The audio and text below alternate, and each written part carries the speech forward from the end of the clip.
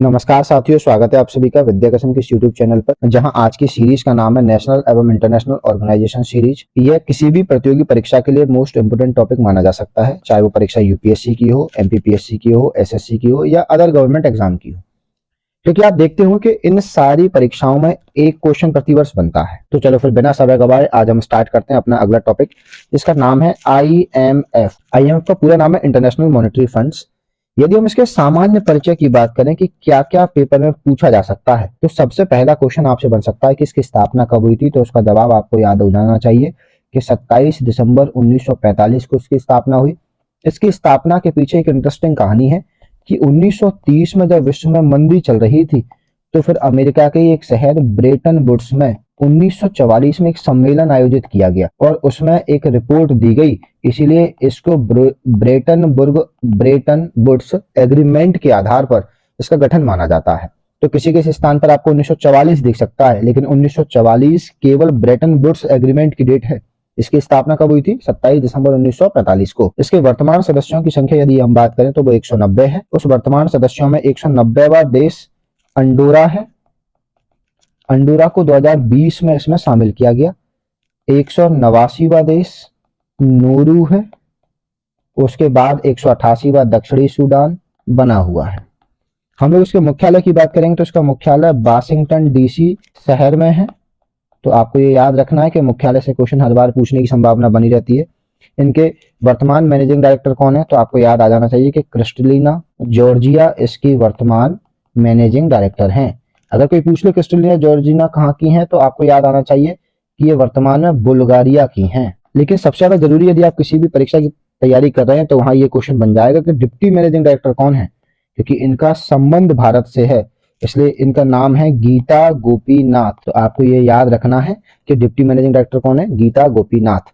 अगली चीज की बात करें कि इसके उद्देश्य क्या होते हैं, तो ये विश्व में वित्तीय स्थिरता बनाए रखता है, यानी कि ये कोशिश करता है कि विश्व के स्तर पर वित्तीय स्थिरता बनी रहे। दूसरा, ये कोशिश करता है कि विश्व में सतत आर्थिक विकास होता रहे, सतत आर्थिक विकास को बढ़ावा देता है। तीसरा, ये कोशिश करता है कि उच्च रोजगार हो और गरीबी की मात्रा में कमी आए, गरीबी में कमी आनी चाहिए, ये इसका प्रमुख उद्देश्य माना जाता है। फिर ये ध्यान रखता है कि जो विनिमय के साधन अपनाए जाते हैं उनमें भी स्थिरता होना चाहिए। साथ ही साथ संपूर्ण विश्व यदि व्यापार के लिए खुल गया है, जैसे ग्लोबलाइजेशन कहते हैं, तो यहाँ भुगतान संतुलन की समस्या का सुधार करना इसका एक उद्देश्य माना जाता है। तो आपको बहुत आसान तरीके से याद रखना है। कभी मेंस में पूछ ले आपसे 2 नंबर में कि इसके उद्देश्य बता दीजिए, तो आप इसको बता सकते हैं। फिर हम लोग एक बहुत कठिन प्रश्न सुनते हैं जिसका नाम है आईएमएफ का कोष निर्माण कैसे होता है। तो आईएमएफ के कोष निर्माण की कुछ आवश्यक शर्तें हैं, जैसे कि इसमें कोई भी कंट्री जो पैसा डालती है वो उसकी सदस्य होना चाहिए। वित्तीयन के लिए हर किसी कंट्री को एक कोटा मिलता है। वह कोटा उसको अर्थव्यवस्था के आधार पर दिया जाता है। अभी अर्थव्यवस्था का आधार क्या होगा कि उसकी अर्थव्यवस्था विश्व की अर्थव्यवस्था में कितना अनुपात रखती है। जितना अनुपात उसकी अर्थव्यवस्था विश्व में रखेगी, उसी अनुपात में उसको परसेंटेज का कोटा मिल जाएगा। दूसरा, इस कोटे को 2 भागों में बांटा जाता है। पहला बांटा गया है 25%, दूसरा भाग है इसका 75%। 25% में क्या रखा जाता है, तो यदि कोई भी देश जो भी उसको कोटा मिला होगा, 25% में यहाँ स्वर्ण भंडार रखेगी या फिर डॉलर में जमा करेगी। 75% अपने देश की करेंसी से यहाँ प्रयोग कर सकती है। तो हमको ये याद रखना है कि पूरा का पूरा पैसा करेंसी में नहीं रखना, पूरा का पूरा पैसा स्वर्ण या डॉलर में नहीं रखना होता। फिर हम लोग बात करते हैं कि इस कोटे की गणना होती कैसे है, कैसे हम समझते हैं कि ये कोटा किसको कितना मिलना चाहिए। तो इस कोटे की गणना के कुछ आसान आधार हमको दिख जाते हैं, जिनकी संख्या 4 रखी गई है। पहला, किसी भी देश की जीडीपी को देखा जाता है, उस जीडीपी का सहयोग 50% लिया जाता है कोटे के निर्धारण में। दूसरा, ये देखा जाता है कि कोई भी देश आर्थिक व्यापार के लिए कितना खुला है, जिसे हम लोग सामान्य भाषा में आर्थिक खुलापन कहते हैं, जिसका सहयोग 30% का होता है। फिर हम ये देखते हैं कि किस देश की व्यवस्था कितनी परिवर्तनशील है, तो यहाँ आर्थिक परिवर्तनशीलता का भी यहाँ महत्व पाया जाता है। तो आर्थिक परिवर्तनशीलता का प्रतिशत हम 5% लेते हैं। फिर ये देखते हैं किस देश के पास अंतर्राष्ट्रीय मुद्राओं में रिजर्व मौजूद है, तो इस अंतर्राष्ट्रीय रिजर्व का हम लोग 5% हिस्सा लेकर चलते हैं। लेकिन इससे भी महत्वपूर्ण सवाल यह है कि अभी सबसे बड़ा कोटा धारक कौन है। ये आपसे पूछा जा सकता है कि सबसे बड़ा कोटा धारक IMF का कौन है, तो आपको याद आ जाना चाहिए कि यूएसए है। कोई आपसे पूछ ले कि सबसे छोटा कोटा धारक कौन है, तो आपको याद आ जाना चाहिए तुवालू है। लेकिन सबसे महत्वपूर्ण सवाल जो मैं यहाँ लिख रहा हूँ सबसे ऊपर, इसको स्टार लगा के आप लोग चाहें तो याद कर लीजिए कि भारत का स्थान कौन सा है, तो हम कहेंगे भारत का 8वां स्थान है कोटा धारक में। और यदि भारत के कोटे की बात करेंगे तो लगभग 2.78% कोटा भारत इसमें प्रदान करता है। आप इसको मान के चलिए, इससे कि भारत की स्थिति IMF में इंगित हो जाती है। फिर हम लोग चलेंगे कि स्पेशल राइट्स का नाम आप लोग सुनते रहे होंगे, जिसको SDR कहा जाता है।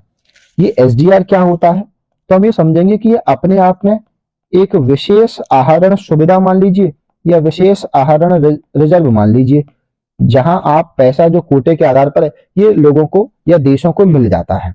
इसका प्रारंभ कब किया, तो 1969 में 1979 में इसका प्रारंभ किया गया। इसके द्वारा IMF के द्वारा। इसका प्रमुख उद्देश्य क्या था, ये क्यों प्रारंभ किया गया SDR, तो कहा जाता था कि इससे जो पैसा होगा, जो रिजर्व में पैसा है, इससे अंतरराष्ट्रीय स्तर पर तरलता को बनाए रखा जाएगा, यानी अंतरराष्ट्रीय स्तर की तरलता में वृद्धि की जा सकती है। इसे सामान्यतः आप लोगों ने देखा होगा कभी कभी पेपर गोल्ड भी कह देते हैं। तो आपसे क्वेश्चन पूछा जा सकता है कि पेपर गोल्ड किसे कहा जा सकता है, तो आपको कहा जाएगा कि पेपर गोल्ड किसको कहा जाएगा, IMF की SDR मुद्रा को कहा जाएगा। अब इस SDR में जमा करने वाली कुछ मुद्रा बास्केट होगी कि ये मुद्रा बास्केट कौन कौन सी है, तो यहाँ मुद्रा के लिए आप डॉलर में कर सकते हैं, यूरोपियन मुद्रा में कर सकते हैं, दूसरा येन में कर सकते हैं, पाउंड में कर सकते हैं और रेनमैन बी में कर सकते हैं। ये कुछ मुद्राएं हैं जिनमें आप अपना हस्तांतरण कर सकते हैं या इसमें पैसा रख सकते हैं। फिर सबसे बहु उपयोगी क्वेश्चन जो हम आजकल परीक्षाओं में देखते हैं कि IMF किन रिपोर्टों को जारी करता है, तो IMF पहली रिपोर्ट जारी करता है ग्लोबल फाइनेंशियल स्टेबिलिटी रिपोर्ट, यानी कि GFSR। इसको हिंदी में कहा जाता है कि वैश्विक वित्तीय स्थिरता रिपोर्ट। तो आपको याद रखना है कि वैश्विक वित्तीय स्थिरता रिपोर्ट कौन जारी करता है, तो आपका सीधा जवाब होना चाहिए IMF। ये क्वेश्चन बहुत पूछा जाता है। वर्ल्ड इकोनॉमिक आउटलेट रिपोर्ट कौन जारी करता है, तो इसका आंसर आपका क्या होगा, IMF। चलिए, तो आज का वीडियो देखने के लिए आपका बहुत बहुत धन्यवाद। यदि आपको जानकारी बहुत अच्छी लगी हो तो आप चैनल को लाइक कर सकते हैं, आप चैनल को शेयर कर सकते हैं और सब्सक्राइब कर सकते हैं। सब्सक्राइब करते समय आपको ध्यान रखना है कि बेल आइकन बजाना ना भूलें। सबसे पहले जानकारी प्राप्त करने के लिए आपको बेल आइकन दबाना अनिवार्य होगा। चलिए, तो हमसे जुड़े रहने के लिए लगातार इस चैनल पर बने रहिए और हमारे आप इंस्टाग्राम हैंडल्स को भी फॉलो कर सकते हैं, जिससे आप हमसे जुड़ सकते हैं। आज के वीडियो के लिए बहुत बहुत धन्यवाद।